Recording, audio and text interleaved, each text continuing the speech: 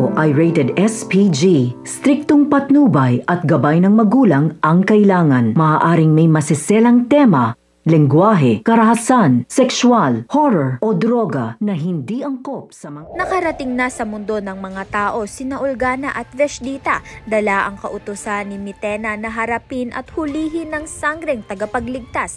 Ngunit hindi nila alam na naroon nga itong si Pirena, handang iligtas ang kanyang pamangkin mula sa tiyak na kapahamakan.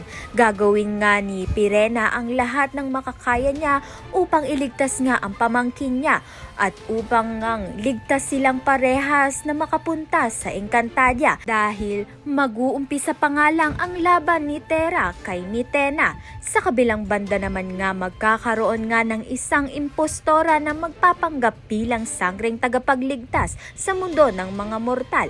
Sa simula marami nga ang maniniwala sa kanya, ngunit kakalat ang isang video kung saan malinaw nang makikitang nakapaslang siya ng isang tao.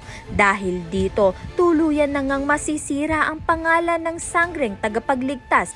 Mabuti na nga lamang at wala pang nakakaalam na si Terra ang tunay na sangre, kaya't nananatili siyang ligtas sa ngayon. Kaya naman nga't yan at iba pa ang dapat nating pakaabangan. Maraming salamat sa iyong panunood.